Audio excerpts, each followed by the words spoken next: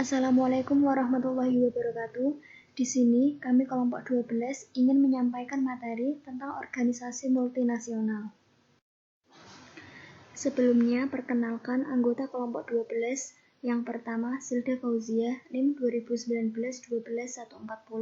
Yang kedua, Danang Aji Santoso, NIM 2019-12-148. Yang ketiga, Faradiana, NIM 2019-12-149. Dan yang terakhir, Laura Amanda Vioni, NIM 2019-12-158. Organisasi multinasional. Terdapat 3 masalah khusus dalam organisasi global. Yang pertama, perbedaan budaya. Yang kedua, harga transfer. Dan yang ketiga, perbedaan nilai tukar mata uang.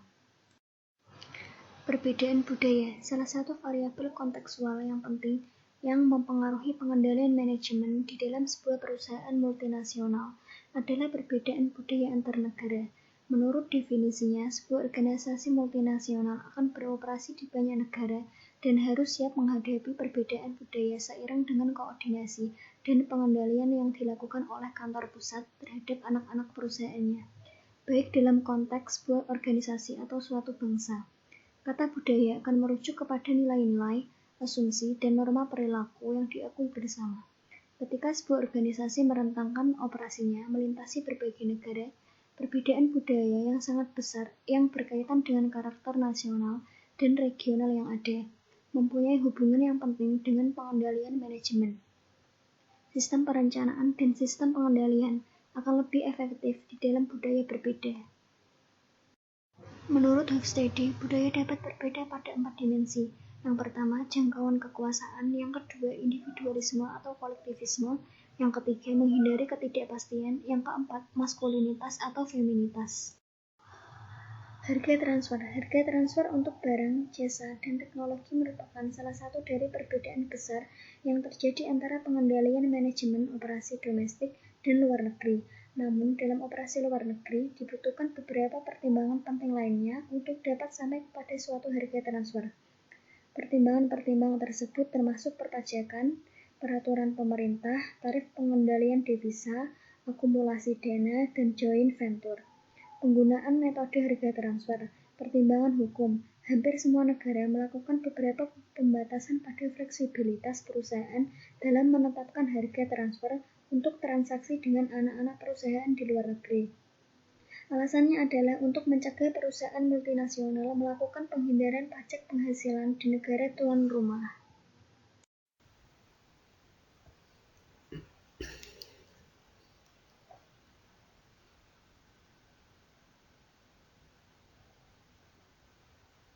Harga transfer. Harga transfer untuk barang, jasa, dan teknologi merupakan salah satu dari perbedaan besar yang terjadi antara pengendalian manajemen operasi domestik dan luar negeri. Namun dalam operasi luar negeri dibutuhkan beberapa pertimbangan penting lainnya untuk dapat sampai kepada suatu harga transfer. Pertimbangan-pertimbangan tersebut termasuk perpajakan, peraturan pemerintah, tarif pengendalian devisa, akumulasi dana, dan joint venture. Penggunaan metode harga transfer. Pertimbangan hukum. Hampir semua negara melakukan beberapa pembatasan pada fleksibilitas perusahaan dalam menetapkan harga transfer untuk transaksi dengan anak-anak perusahaan di luar negeri. Alasannya adalah untuk mencegah perusahaan multinasional melakukan penghindaran pajak penghasilan di negara tuan rumah. Misalnya untuk negara Amerika, peraturan untuk harga transfer dipaparkan dalam Sekjen 482 dari Internal Revenue Code atau Undang-Undang Perpajakan AS, di mana Sekjen 482 memiliki metode-metode antar perusahaan yang disusun menurut prioritasnya sebagai berikut. A. Metode perbandingan dengan harga tidak sepengendali. B. Metode harga jual beli. C. Metode biaya plus. Implikasi dari Sekjen 482. Dalam sudut pandang pengendalian manajemen, terdapat 2 implikasi penting dari Sekjen 482 yang masing-masing dibahas di bawah ini. A. Meskipun terdapat pembatasan hukum terhadap fleksibilitas perusahaan dalam menentukan harga transfer, Namun masih terdapat cukup ruang gerak di dalam pembatasan ini. Dalam situasi tertentu, pembatasan hukum dapat mendikte jenis-jenis harga transfer yang harus diterapkan. Ruang lingkup dalam harga transfer. Di banyak perusahaan multinasional terdapat perbedaan antara harga transfer murni. Ini akan digunakan manajemen untuk tujuan pengendalian, dan harga transfer secara hukum digunakan untuk meminimalkan akibat jumlah tarif pajak. Karena terdapat sejumlah subjektivitas Sekjen 482 untuk banyak barang dan jasa, mungkin terdapat harga transfer yang diizinkan untuk jenis barang tertentu. Pembatasan hukum dalam sistem harga transfer. Di dalam situasi tertentu, pembatasan hukum dapat meminta digunakannya sistem harga transfer tertentu atau sebuah sistem transfer yang disukai untuk tidak digunakan.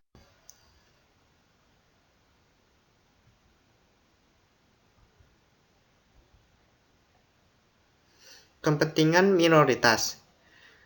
Haruskah perusahaan domestik dinominasikan dalam dolar dan pada suatu waktu tertentu setiap dolar mempunyai nilai yang sama dengan nilai dolar yang lain?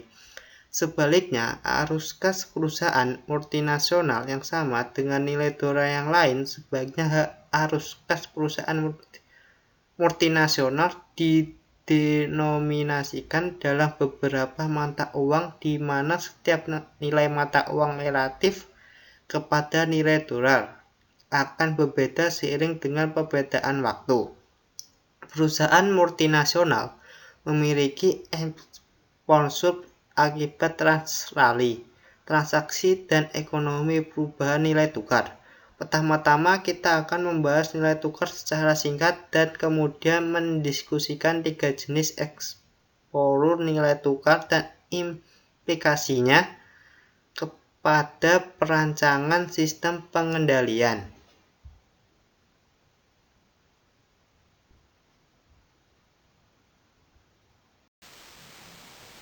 Kepentingan minoritas. Haruskah perusahaan domestik didominasikan dalam dolar dan pada suatu waktu tentu setiap dolar mempunyai nilai yang sama dengan nilai dolar yang lain? Sebaliknya, haruskah perusahaan multinasional didominasikan dalam beberapa mata uang di mana setiap nilai mata uang relatif kepada nilai dolar akan berbeda seiring dengan perbedaan waktu? Perusahaan multinasional memiliki exposure akibat transaksi, dan ekonomi perubahan nilai tukar. Pertama-tama, kita akan membahas nilai tukar secara singkat dan kemudian mendiskusikan tiga jenis exposure nilai tukar dan implikasinya pada perancangan sistem pengendalian. Nilai tukar. Nilai tukar adalah harga dari sebuah mata uang jika dibandingkan dengan mata uang yang lainnya. Nilai tukar yang biasanya ditawarkan disebut dengan nilai tukar nominal. Nilai tukar spot adalah nilai tukar nominal yang berlaku pada satu hari tertentu. Nilai tukar real adalah nilai tukar spot setelah penyesuaian perbedaan inflasi antara dua negara yang dihitung. Nilai tukar forward yaitu nilai tukar hari ini yang dapat digunakan menjadi dasar penyelesaian suatu transaksi yang terjadi di suatu waktu di masa depan. Nilai tukar ini adalah nilai tukar nominal yang masing-masing berlaku setahun yang lalu dan hari ini.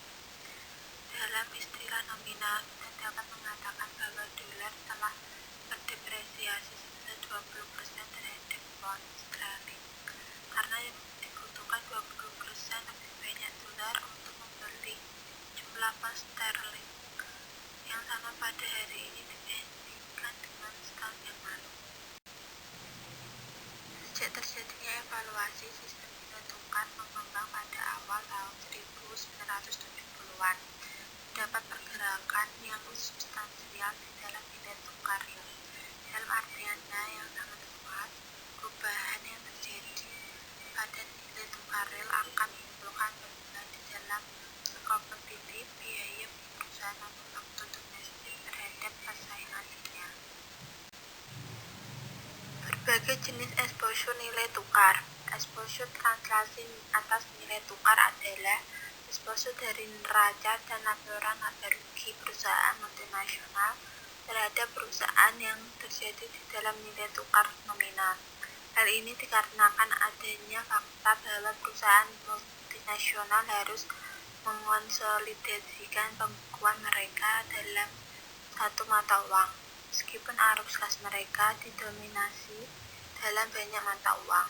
Exposure transaksi adalah exposure nilai tukar yang dimiliki oleh perusahaan untuk transaksi antar negaranya. Ketika transaksi semacam itu dicatat hari ini, tetapi penyelesaian pembayarannya dilaksanakan di kemudian harinya. Exposure ekonomi adalah exposure nilai tukar atas arus kas perusahaan terhadap perubahan nilai tukar real. Exposure ekonomi juga disebut exposure operasional atau exposure kompetitif terhadap nilai tukar. Pilihan metrik dalam evaluasi kinerja. Dalam survei di perusahaan multinasional, Choi dan Joyce menemukan bahwa hampir semua responden memiliki sistem evaluasi performa kinerja yang membandingkan aktual terhadap anggarannya dalam menilai kinerja anak perusahaan. Ada 3 kemungkinan pemilihan metrik dalam penetapan dan pelacakan anggaran. 1. Nilai tukar yang berlaku pada saat anggaran ditentukan, atau bisa disebut juga nilai tukar awal. 2. Nilai tukar yang diproyeksikan pada saat anggaran tertentu, atau bisa disebut juga nilai tukar yang diproyeksikan. 3. Nilai tukar aktual yang berlaku pada saat anggaran dilacak, atau bisa disebut juga nilai tukar akhir. Permasalahan dalam perancangan sistem pengendalian. Dari sudut pandang evaluasi kinerja, bahwa ini adalah pernyataan penting di dalam rancangan suatu sistem pengendalian. 1. Haruskah para manajer anak perusahaan dianggap bertanggung jawab atas dampak fluktuasi nilai tukar terhadap hasil akhir mereka? 2. Haruskah induk perusahaan menggunakan mata uang negara induk perusahaan, atau haruskah mereka menggunakan mata uang lokal dalam evaluasi kinerja? Selanjutnya, haruskah induk perusahaan menggunakan nilai tukar awal, nilai tukar proyeksi, atau nilai tukar akhir dalam menetapkan dan melacak anggaran? 3. Haruskah induk perusahaan membedakan akibat dari perbedaan jenis exposure nilai tukar sembari mengevaluasi kinerja dari manajer anak perusahaan? Jika iya, bagaimana caranya? 4. Bagaimana seharusnya perbedaan jenis exposure nilai tukar akan mempengaruhi evaluasi kinerja ekonomi dari anak perusahaan? Apakah seperti yang membedakan dari evaluasi manajer yang bertanggung jawab atas anak perusahaan tersebut? Efek translasi. Andai kata nilai tukar awal adalah FF10 per US dollar dan nilai tukar akhir adalah FF11 per US dollar, artinya yaitu franc Prancis terdepresiasi baik dari nilai real maupun nilai nominalnya sebesar 10% relatif terhadap dolar, sehingga dengan inflasi Prancis tidak mengalami perubahan. Anak perusahaan diberikan sebuah target volume yang menjadi dasar dari penganggaran laba pada nilai tukar sebesar 1 US dollar. Asumsikanlah anak perusahaan Prancis tersebut melaksanakan keseluruhan penjualan dan pengeluarannya di Prancis yang tidak melakukan satupun transaksi antar negara. Maka anak perusahaan semacam ini disebut sebagai unit yang seimbang. Perubahan nilai tukar seluruhnya berada di luar kendali manajer anak perusahaan, maka terlihat cukup padat jika para manajer anak perusahaan yang dianggap tidak perlu mempertanggungjawabkan dampak dari transaksi. Cara yang mudah untuk mencapai tujuan ini adalah dengan menetapkan dan melacak anggaran dengan menggunakan pilihan metrik yang sama.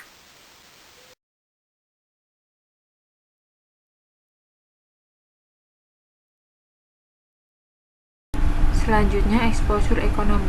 Dalam exposure ekonomi, hal ini merupakan suatu hal yang tepat bagi sistem pengendalian untuk mengevaluasi manajer anak perusahaan atas keputusan-keputusan yang seharusnya memungkinkan anak perusahaan merespon perubahan yang terjadi pada nilai tukar real. Ini akan dijelaskan bagaimana dapat dilakukan dengan mempertimbangkan dua tipe generik dari anak perusahaan dari perusahaan multinasional, yaitu yang pertama, importir murni. Importir murni adalah anak perusahaan yang menjual sebagian besar produknya di dalam negaranya sendiri, tetapi mengimpor sebagian besar barang mentahnya dari luar negeri, baik itu dari anak perusahaan lain atau dari perusahaan luar. Eksportir murni adalah anak perusahaan yang menjual kebanyakan produknya ke luar negeri, baik kepada anak perusahaan lain atau dari perusahaan luar lainnya, tetapi membeli sebagian besar bahan mentahnya di dalam negara tersebut.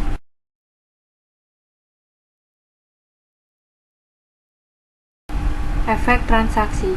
Pendekatan mendasar dalam menangani exposure transaksi adalah dengan menggunakan strategi lindungi nilai mata uang asing yang tepat. Lindungi nilai atau hedging adalah transaksi-transaksi yang dapat menurunkan kemungkinan risiko yang berhubungan dengan arus kas di masa depan. Dalam prosesnya, perusahaan yang membeli instrumen lindung nilai mengalihkan risiko kepada entitas yang menjual instrumen tersebut. Biasanya adalah bank komersial dalam kasus untuk pasar valuta. Tentunya sudah pasti jasa semacam ini membutuhkan biaya. Lindungi nilai adalah praktik yang berlaku umum di banyak perusahaan. Sebagai contoh, kapan saja perusahaan membeli asuransi, secara tidak langsung perusahaan tersebut tengah melakukan transaksi lindungi nilai internasional, dan hal itu dipergunakan sebagai cara untuk mengatasi efek exposure transaksi. Kinerja anak perusahaan. Sejauh ini kita telah mengusulkan bahwa adalah penting untuk membedakan antara kinerja ekonomi anak perusahaan dan kinerja para manajernya, dan pedoman-pedoman yang dibicarakan di atas semata-mata menangani pengisolasian dampak nilai tukar terhadap kinerja manajer anak perusahaan. Adalah penting untuk menyadari bahwa kinerja ekonomi anak perusahaan itu sendiri harus merefleksikan akibat-akibat negatif atau positif atas exposure translasi, transaksi, dan ekonomi. Jika kinerja ekonomi jangka panjang anak perusahaan setelah masukkan efek nilai tukar terus memburuk meskipun kinerja manajernya memuaskan, maka induk perusahaan harus mengeluarkan pertanyaan yang lebih mendasar. Apakah hal itu memberikan artian ekonomis secara berkelanjutan bagi perusahaan multinasional untuk meneruskan beroperasi di negara tersebut, atau apakah ia sebaiknya memindahkan bisnis ke tempat lain? Jawaban atas pertanyaan ini akan kembali kepada keputusan lokasi bisnis daripada keputusan evaluasi kinerja. Hal ini seharusnya merupakan sebuah keputusan independen. Pertimbangan manajemen. Dalam mendesain sistem evaluasi kinerja anak perusahaan multinasional, perusahaan dapat menggunakan pedoman-pedoman berikut ini. Yang pertama, para manajer anak perusahaan seharusnya tidak dianggap bertanggung jawab terhadap efek translasi. Cara termudah untuk mencapai tujuan ini adalah membandingkan anggaran dengan hasil aktual dengan menggunakan metrik yang sama dan mengisolasi efek yang berhubungan dengan inflasi melalui analisis varians. Tak ada gunanya bagi para manajer untuk khawatir tentang metrik yang tepat. Perusahaan multinasional hendaknya memilih metrik apa saja yang ia anggap lebih mudah untuk digunakan. Yang kedua, efek transaksi paling baik ditangani melalui koordinasi terpusat dari kebutuhan lindungi nilai perusahaan multinasional secara keseluruhan. Hal ini kemungkinan besar akan jauh lebih murah dan sederhana dan dapat mencegah manajer anak perusahaan menjadi ramal dan spekulan nilai tukar.